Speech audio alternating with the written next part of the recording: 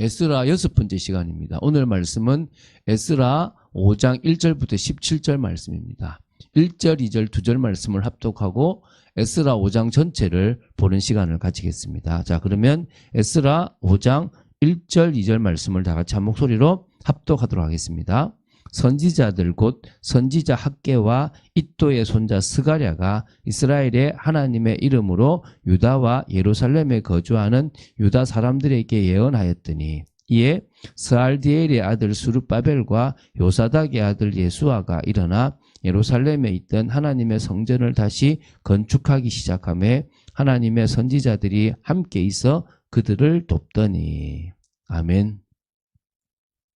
에스라서 1부를 지금 보고 있습니다. 그것도 후반부입니다. 1장부터 6장까지가 1부인데 그중에 3장부터 6장까지가 후반부라고 보시면 됩니다. 예루살렘 성전 재건을 해나가는 과정에 나왔던 여러 일들입니다. 쉽지 않은 성전 재건 공사지만 하나님은 반드시 그 모든 반대와 핍박을 무릅쓰고 성전 재건을 하게 하십니다. 성전 건축을 완성시키시는 거죠. 그 과정을 우리가 또 봐나가며 하나님이 하시는 음성을 듣는 시간이 되어야 될 줄로 믿습니다. 자, 오늘 보게 될 에스라 5장 전체는요, 선지자들의 동료로 예루살렘 성전 재건 공사가 재개되었고 또 그것 때문에 그 경위를 총독 다드네라는 사람이 이렇게 조사하고 이 일을 제기하고 다리오 왕에게 보고서를 보내어 유권 해석을 의뢰한 겁니다. 겉으로 보기로는 또 성전 재건을 막는 것처럼 보이지만 성전 재건을 합법적으로 돕기 위한 하나님의 손길이 있었다는 것을 또 우리가 볼 수 있어야 될 줄로 믿습니다. 자, 여러분, 사마리아인들이 핍박을 하고 또 주위 사람들이 막 이렇게 상소를 해서 성전 공사가 중단된 것처럼 보입니다. 그게 그러니까 외형적이고 보이는 겁니다. 실제적인 것은 이스라엘 백성들의 안일한 신앙의 자세와 또 나태해진 모습, 또 하나님 앞에서 중심 없이 또 세상을 향해 나아간 모습들이 결국은 성전 재건을 중단시킨 이유입니다.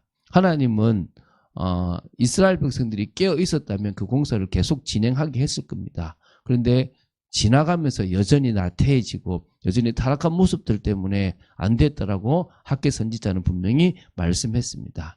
자, 그럼 다시 또 학개나 스가랴 선지자가 다시 뭡니까? 이것을 재개시키는 것은 또 하나님의 계획입니다. 왕이 재가를 해야 되는 게 아닙니다. 그리고 하나님이 하시면 막을 수가 없습니다. 여러분, 누가 허락해야 된다가 중요한 게 아닙니다. 하나님이 하기를 원하시면 일을 진행하시면 됩니다. 우리의 허락은 사람들이고 합법적인 게 아닙니다. 하나님께 있습니다. 그럼 그 합법적인 것을 바꿔 나가실 것도 누구란 말입니까? 하나님이라는 겁니다. 오늘 그것에 대해서 봤으면 좋겠습니다. 자, 우리 1절부터 5절입니다. 다시 성전 재건 공사가 하나님의 방법으로 재개되었습니다. 사람의 방법이 아닙니다. 하나님의 방법으로 재개되었습니다. 그리고 총독 다뜨네라는 사람이 이 모든 것들에 대한 진상을 조사합니다. 다시 한번 우리 1절 읽어볼게요. 선지자들 곧 선지자 학개와 이또의 손자 스가랴가 이스라엘의 하나님의 이름으로 유다와 예루살렘에 거주한 유다 사람들에게 예언하였더니. 나중에 좀 볼 건데요. 이 예언의 말씀이 중요한 핵심이 되겠죠. 하나님은 포로 귀환 이후에 또 선지자들을 보내서 왜 너희들이 또 무너지고 또 되었는지를 알려주시고 어떻게 해야 되는지도 알려주고 계십니다. 항상 하나님은 말씀하십니다. 우리는 양 같아서 각기 제 길로 가는 존재들이지만 하나님은 늘 그런 우리를 깨닫게 하시고 또 고난을 주시면서 또 주님 앞에 서게 하시고 또 말씀을 주십니다. 그래서 그 말씀을 들었던 하나님의 사람 스알디엘의 아들 스룹바벨과 요사닥의 아들 예수아가 일어나 예루살렘에 있던 하나님의 성전을 다시 건축하기 시작했다는 거예요. 여러분, 하나님의 음성을 듣는 귀가 있게 되기 바랍니다. 많은 사람들은 자기 생각에 자기 소견에 옳은 대로 하죠. 어떤 사람은 지금 내 감정이 이래서 안 합니다. 여러분, 내 생각이 맞다 틀리다를 떠나서 하나님의 말씀 앞에 내려놓을 수 있어야 될 줄로 믿습니다. 그리고 내 감정 속지 마시고 그것을 주님 앞에 내려놓고 순종할 수 있어야 될 줄로 믿습니다. 내 환경 아무 상관없습니다. 주님이 원하시면 가면 되는 겁니다. 그래서 하나님의 선지자들이 함께 있어 그를 돕더니 지금은 저와 여러분의 주님이 함께하면서 돕죠. 또 그 주님의 도움의 손길을 허락하실 겁니다. 그때는 선지자들을 통해서 도와줬다는 겁니다. 자, 바사가 이때 바사의 제3대 왕인 다리오 왕이라고 이렇게 우리 역사적으로 볼 수 있는데요. 선지자 학개와 스가랴 선지자가 일어나서 성전 재건 공사를 촉구했단 말입니다. 그래서 시작했지 않습니까? 그렇죠? 이 본문에 나오지 않지만 학개서와 스가랴서를 보면요. 학개와 스가랴 두 선지자가 다리오 제2년 6월과 8월에 각각 하나님의 말씀이 임하자 두 선지자가 예언을 한 겁니다. 두 선지자가 각각 선지자를 통해서 사마리아인들의 방해로 예루살렘 성전 재건 공사를 중단하고 신앙의 열정마저 상실한 채 세월을 보내고 있던 이스라엘 자손들을 향하여 그들의 신앙적 무사한 일과 나태함을 질책하게 됩니다. 그리고 나서 이제부터라도 용기를 내어 예루살렘 성전 재건 공사를 재개하면 하나님의 은혜 가운데 성전을 건축하는 것은 물론이고 재건되는 성전이 비록 솔로몬 성전만한 위용은 지니지 못한다 할지라도 그 영광만은 솔로몬 성전보다 클 것이라고 예언한 거예요. 실제적인 건 얘기를 했죠. 보이는 외형에 신경 쓰지 마라. 진짜 내가 너와 함께 하겠다. 저는 참빛교회가 그렇다고 믿습니다. 이번에 집중을 하고 또 이번에 우리가 저 불가리아를 도와주는 일들을 해나가면서 성도들의 중심이 담기는 것들이 보여졌습니다. 더 많은 부분이 필요하겠지만 억지로가 아니라 하나님이 하시는 것들을 보게 되는 여러분 되시기 바랍니다. 그것이 자극이 되어 다시 성전 재건 공사가 재개된 겁니다. 스룹바벨과 예수아의 주도하에서 성전 공사를 재개했다는 겁니다. 그런데 이게 3절부터 5절에 보면 총독 다뜨네와 스달보스네와 그들의 동관들이 다 나와 그들에게 이르되 누가 너희에게 명령하여 이 성전을 건축하고 이 성곽을 마치게 하였느냐라고 따져 물었습니다. 그런데 그들이 우리가 이 건축하는 자의 이름을 아뢰었으나 하나님이 유다 장로들을 돌보셨으므로 그들이 능히 공사를 막지 못하고 이 일을 다리오에게 아뢰고 그 답장이 오기를 기다렸더라. 하나님이 하시는 거예요. 하나님이 총독의 마음도 움직이셔서 강하게 하는 것이 아니라 지혜롭게 풀어가고 오히려 이게 합법적으로 허가를 받는 과정으로 가시는데요. 누가요? 5절이죠. 하나님이 유다 장로들을 돌보셨으므로. 이게 중요한 거예요. 이 공사가 계속 진행될 수 있는 핵심이 뭐라고요?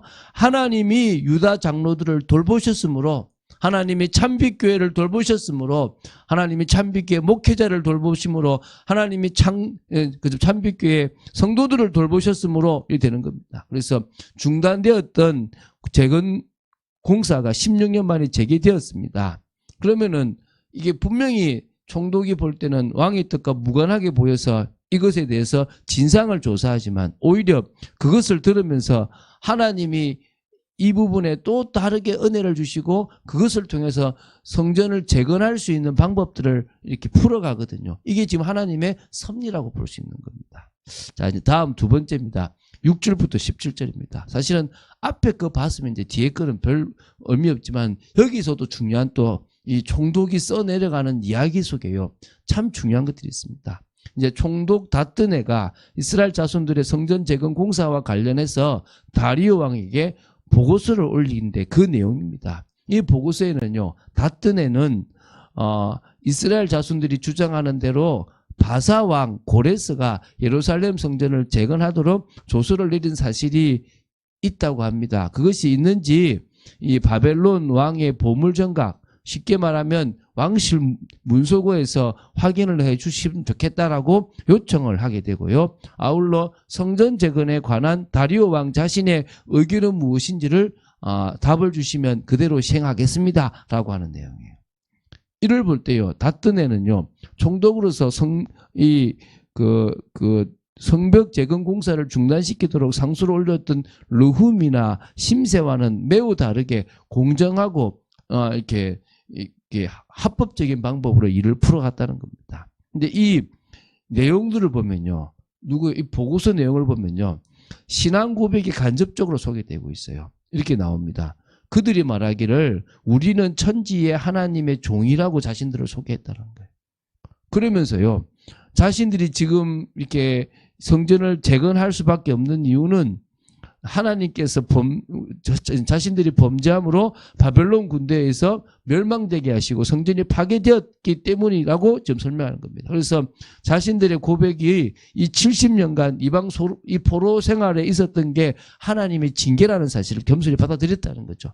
그러면서 이제 세 번째로 13절에 바벨론 왕 고레스 원년에 고레스 왕이 조서를 내려서 하나님의 이 성전을 다시 건축하게 하였다라고 하는 겁니다. 그래서 17절에 왕의 보물 정각에서 조사하사 과연 고레스 왕이 조서를 내려 하나님의 이 성전을 예루살렘에 다시 건축하라 하셨는지 보시고 왕은 이 일에 대하여 왕의 기쁘신 뜻을 우리에게 보이소서라고 딱 이렇게 보고서를 올린 겁니다.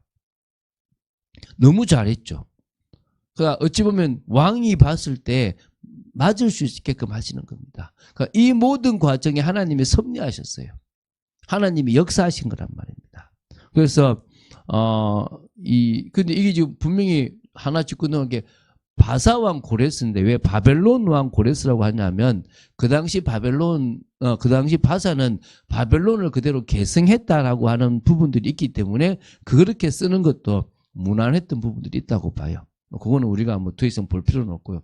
핵심은 이겁니다.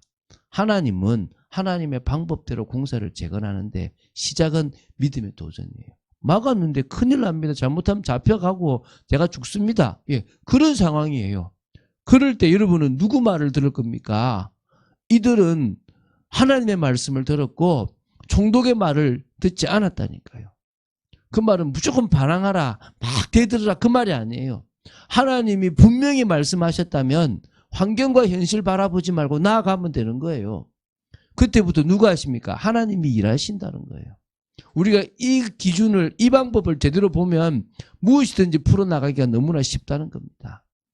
우리가 예수님의 성장 과정을 볼 때도 아무것도 없는 것처럼 보이지만 하나님은 그 모든 과정에 세밀하게 당신이 하시고자 하는 것들을 하시고 알려주실 부분에 알려주시고 또 그걸 통해서 또 다른 일들을 진행해 나가시잖아요. 동일하게 지금도 마찬가지입니다. 우리가 그 축복을 사실적으로 누리고 한 걸음 한 걸음 우리 시대에 우리가 해야 될 것들을 해나가고 또 응답을 받아나가고 믿음의 고백을 해나가야 될 줄로 믿습니다. 그런 축복을 누리는 여러분 되시기를 주 예수 그리스도님 축원드립니다. 주는 그리스도시요 살아계신 하나님의 아들이심을 고백합니다. 말씀 따라가는 축복 속에 있도록 저희들을 지켜주시고 인도하여 주시고 역사하여 주시옵소서. 주님의 뜻과 통하는 저희들 되기 원하며 믿음을 고백하는 저희들 되기 원합니다. 주님 정말 저희들이 하나님의 말씀이 맞다면 믿음으로 나아갈 수 있는 축복의 저희들 되도록 지켜주시옵소서. 주 예수 그리스도 이름으로 기도드립니다. 아멘.